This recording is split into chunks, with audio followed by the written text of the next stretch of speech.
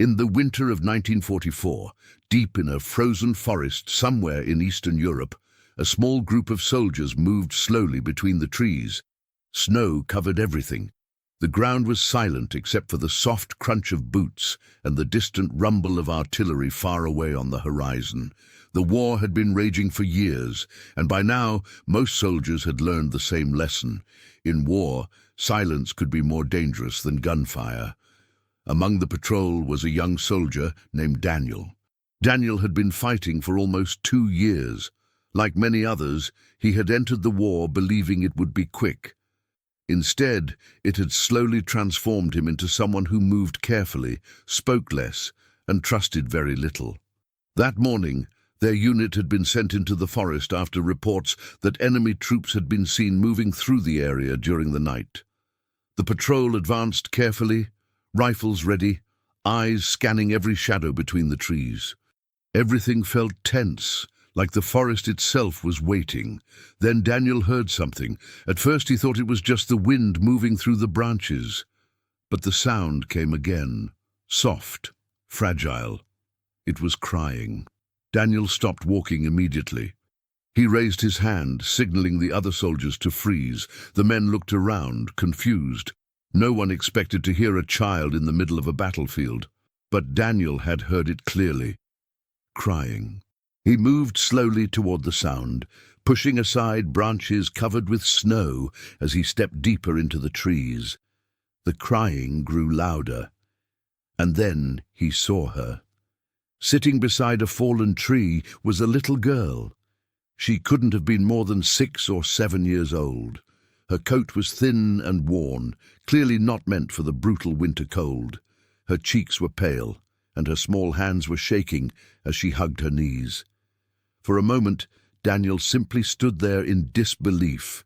Children weren't supposed to be here. This was a war zone. He slowly lowered his rifle. The girl looked up and saw him. Her eyes widened immediately with fear. She didn't understand his uniform, his language, or which side of the war he belonged to. All she knew was that he was a soldier, and soldiers meant danger. Daniel knelt down slowly so he wouldn't frighten her. "It's okay," he said softly. He knew she couldn't understand him, but sometimes tone mattered more than words. The girl hesitated for a moment.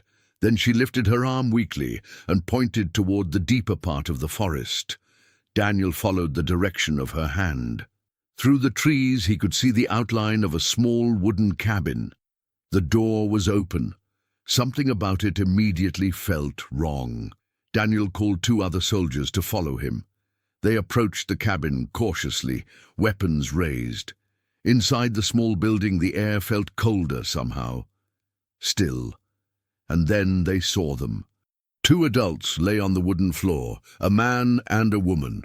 There were no signs of violence, no bullet holes, no blood, just the quiet cruelty of winter. They had likely died from the cold sometime during the night. Daniel understood immediately. The family must have tried to hide in the cabin as fighting moved through the area. But the freezing temperatures had been merciless. The soldiers stood silently for a moment. War had taken many lives before, but something about this felt different. Daniel stepped back outside. The girl was still sitting by the tree. Snowflakes were beginning to fall again, gently covering the ground around her. One of the soldiers spoke quietly. "We can't take her with us." Another nodded. "They won't allow it when we return." And he was right. Bringing a civilian child back to the military camp would create problems. There were procedures, orders, rules. War was full of them. Daniel looked at the girl again. Her body was shaking harder now. If they left her here, she wouldn't survive the night. Daniel felt the weight of the decision pressing down on him. Sometimes the hardest choices in war had nothing to do with enemies.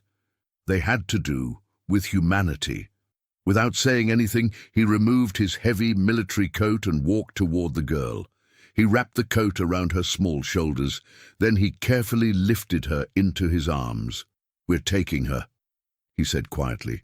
The other soldiers exchanged looks, but none of them argued, because deep down they all knew the truth. Some decisions were bigger than orders. The patrol returned to camp hours later, and exactly as expected, questions came immediately. Commanders were not happy. A war zone was not a place for children. Arguments followed, voices were raised, but eventually a temporary solution was found. The girl would stay at the camp until transportation could take civilians to a safer town far from the front lines. Over the next few days, something unexpected happened. The little girl slowly began to trust the soldiers. She stopped crying. She began to smile again. And strangely enough, she seemed to follow Daniel everywhere. Whenever he walked through the camp, the girl was usually a few steps behind him. The other soldiers began to joke about it. They called him the babysitter of the battlefield. But Daniel didn't mind. In a strange way, the child's presence changed something inside the camp. For the first time in months, laughter returned. The soldiers shared their food with her. Someone found a small wooden toy. Another soldier carved a tiny animal figure from a piece of scrap wood. For a brief moment, the war felt distant. A week later, transport trucks finally arrived. Their job was to move civilians away from the front lines. The girl was placed inside one of the trucks along with other refugees. Daniel helped her climb up. She held his hand tightly for a moment. Then she let go. The truck drove away slowly. Daniel stood there watching until it disappeared down the snowy road. He never expected to see her again. The war continued. More battles came. Friends were lost. Years passed. Eventually, the war ended. Daniel returned home and tried to build a quiet life away from the memories of the battlefield.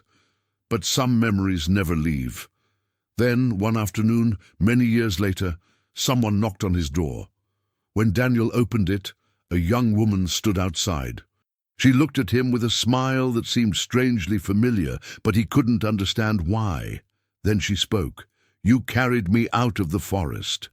And suddenly, everything came rushing back. The snow, the crying, the fallen tree, the little girl.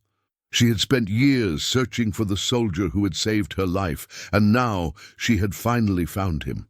For a long moment, neither of them said anything, because sometimes the smallest act of kindness during the darkest moments of history can echo across an entire lifetime. And in the middle of war, one soldier's choice had changed 2 lives forever.